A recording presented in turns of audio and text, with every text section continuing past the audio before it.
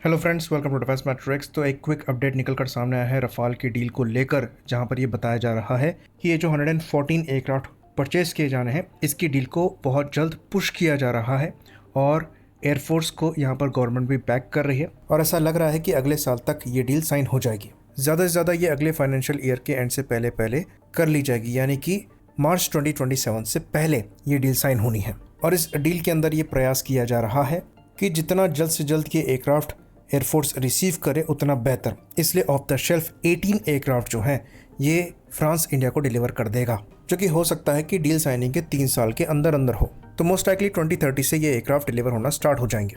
बाकी फ्रांस द्वारा इस एयरक्राफ्ट की फाइनल असेंबली लाइन को भी इंडिया में बनाया जाएगा और 60% यहाँ पर इंडियन कंटेंट जो है रहेंगे, जिसके अंतर्गत कुछ पार्ट्स को इंडिया में बनाने के लिए कॉन्ट्रैक्ट पहले ही साइन हो गया है, जैसे कि फ्यूसलाज हो गया जो कि टाटा द्वारा हैदराबाद में बनाया जाएगा। साथ में विंग असेंबली भी इंडिया में ही बनेगी। तो टारगेट यहाँ पर होगा 60% इंडिजनाइजेशन को अचीव करने का। तो ये deal most likely government to government route के थ्रू होने वाली है और द प्रिंट द्वारा ये चीज रिपोर्ट करी जा रही है कि यहाँ पर जो रफाल लिए जाएंगे ये F4+ वर्जन होंगे, जो कि नई एडवांस लॉन्गर रेंज की एयर टू एयर मिसाइल से लैस होंगे। साथ में नए एयर टू ग्राउंड म्यूनिशंस भी यहाँ पर लगाए जाएंगे। तो ये चीज़ हम जानते हैं कि फ्रांस द्वारा F4.1 वर्जन को रिसीव किया जा रहा है और इसी वर्जन में कुछ इंडिया स्पेसिफिक एनहांसमेंट के साथ इन प्लेटफॉर्म को लिया जाएगा। F4 में जो मेन फोकस है ये नए सैटेलाइट और इंट्रा फ्लाइट लिंक्स को लेकर है, कम्युनिकेशन सर्वर को लेकर है और नए सॉफ्टवेयर रेडियोस को लेकर है, जहाँ पर नेट सेंट्रिक कॉम्बैट को दिमाग में रखकर मॉडिफिकेशन किए गए हैं। तो हमारे द्वारा जो F3R+ वर्जन इस्तेमाल किए जा रहे हैं ये उनसे थोड़ा सा एडवांस है। तो एक चीज़ यहाँ पर साफ हो जाती है कि इस डील को लेकर अभी अनाउंसमेंट जरूर हो रही है और ऐसा लग रहा है कि हम यहाँ पर रश कर रहे हैं, लेकिन जिस तरीके से डिटेल्स निकलकर सामने आ रही है उनको देखते हुए ऐसा लगता है कि इस डील को लेकर जो चर्चा है ये बहुत पहले से हो रही है। इसलिए नेवी की डील में ही फ्यूसलाज मैन्युफैक्चरिंग को लेकर कॉन्ट्रैक्ट साइन कर लिया गया था, तो बैकग्राउंड में इसको लेकर काम चल रहा था। इसलिए चीज़ों को यहाँ पर फास्ट ट्रैक करने की कोशिश करी जा रही है। इसलिए 18 aircraft of the shelf deliver कर दिए जाएंगे। पर इससे कुछ इंपॉर्टेंट क्वेश्चंस भी उठते हैं जिनको पूछना ज़रूरी है, जैसे कि जो 60% इंडिजिनस कंटेंट की बात चल रही है वो किन चीज़ों को लेकर है। फ्यूसलाज इंडिया में बन रहा है, विंग असेंबली इंडिया में बन रही है, तो क्या जो सरफेस लेवल पर पार्ट्स हैं उन्हीं को हम इंडिया में बनाएंगे? और अगर radar, mission computer, data link और वेपन्स इम्पोर्टेड होंगे तो इसमें हमारा कोई फ़ायदा नहीं है। इतने बड़े नंबर में अगर हम ये एयरक्राफ्ट ले रहे हैं तो ये इंश्योर करना ज़रूरी है कि हमारे जो दूसरे प्लेटफॉर्म हैं ये उनके साथ ढंग से ऑपरेट हो पाएँ और फ्यूचर में हम इनको अपने हिसाब से मॉडिफाई कर पाएँ मिशन रिक्वायरमेंट्स को देखते हुए। तो वेपन इंटीग्रेशन को लेकर कॉन्ट्रैक्ट ज़रूर साइन हुआ है नेवी के साथ, लेकिन अब ये देखना इंटरेस्टिंग होगा कि ये कब से स्टार्ट हो रहा है और कौन कौन से वेपन्स ये इंटीग्रेट करते हैं रफाल से। क्योंकि जो ओरिजिनल रफाल का वेपन पैकेज है उसमें अगर आप मीटियोर को हटा दें, स्कैल्प को हटा दें और हैमर को हटा दें तो बाकी वेपन्स कुछ बहुत ज़्यादा इंप्रेसिव नहीं है। यहाँ पर अगर हम अपनी इंडिजिनस रुद्रम सीरीज़ की मिसाइल लगाने में सक्षम होंगे, अस्त्र सीरीज़ की मिसाइल लगाने में सक्षम होंगे, तब जाकर हम इनको फ्यूचर रेडी कर पाएंगे। क्योंकि यहाँ पर नंबर्स बड़े हैं, इसलिए बहुत ज़्यादा ज़रूरी है कि वेपन्स भी हमारे खुद के लगे। दूसरा, इंडियन मिशन कंप्यूटर भी यहाँ पर होना चाहिए ताकि हम अपने हिसाब से खुद से वेपन्स को इंटीग्रेट कर पाएँ और बार बार OEM के पास हमें ना जाना पड़े, जैसा कि Su-30 MKI के केस में है।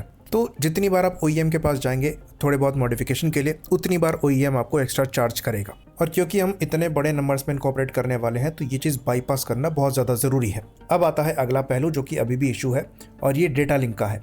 फिलहाल रफाल में फ्रेंच ओरिजिन का डेटा लिंक है और हमारे बाकी दूसरे प्लेटफॉर्म्स जो हैं ये इजरायली ओरिजिन के डेटा लिंक को इस्तेमाल कर रहे हैं। तो दोनों के बीच में लिंक सेटअप किया जा सकता है, पर फिलहाल लिमिटेड कम्युनिकेशंस हैं। तो ये भी यहाँ पर इंश्योर करना ज़रूरी है कि यहाँ पर जो डेटा लिंक लगे वो हमारे दूसरे प्लेटफॉर्म के साथ पूरी तरीके से कंपैटिबल हो, ताकि लड़ाई के दौरान जो बैटल पिक्चर है वो ज़्यादा क्लियर बन सके, चाहे ये रफाल के थ्रू आ रही हो, चाहे ये Su-30 MKI या फिर तेरस के थ्रू आ रही हो। बाकी अब बात आती है रडार की। तो फिलहाल जो हमारे एक्टिव सर्विस में रफाल है इनमें RBE-2 AES से रडार लगा हुआ है, जो कि gallium arsenide based TR models का इस्तेमाल करता है।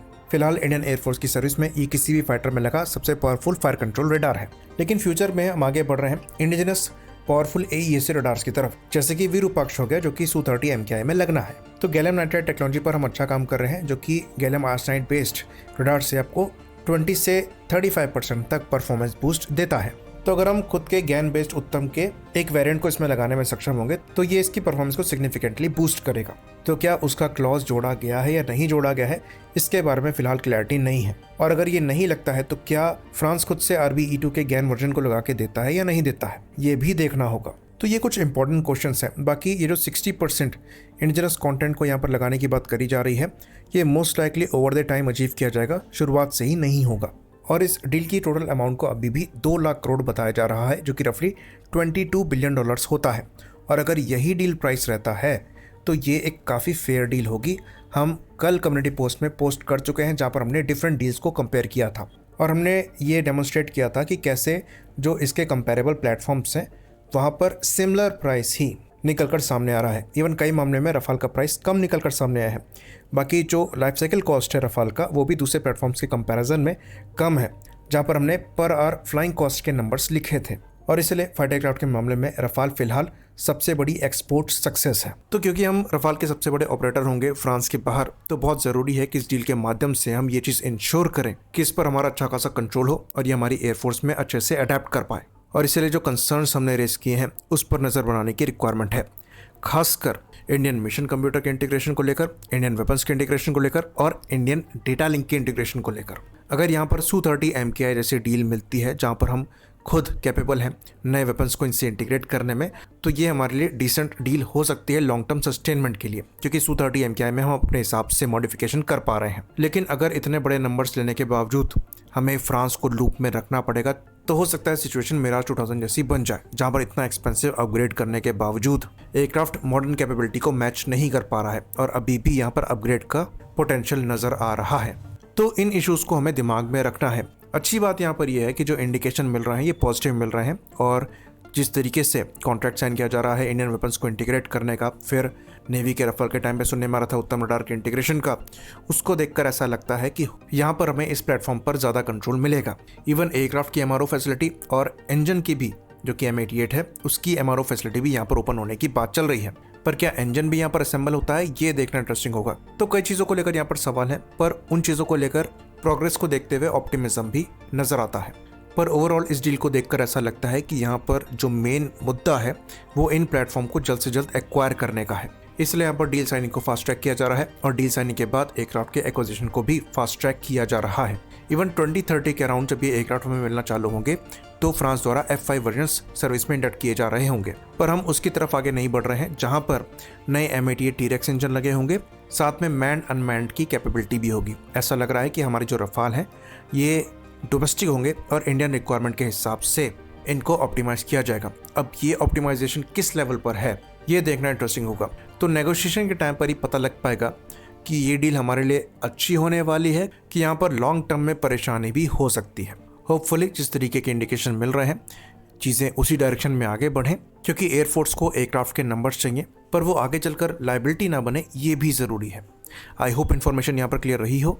इसी बात पर इस वीडियो को हम ख़त्म करेंगे। लाइक करिए, सब्सक्राइब करिए। जय हिंद।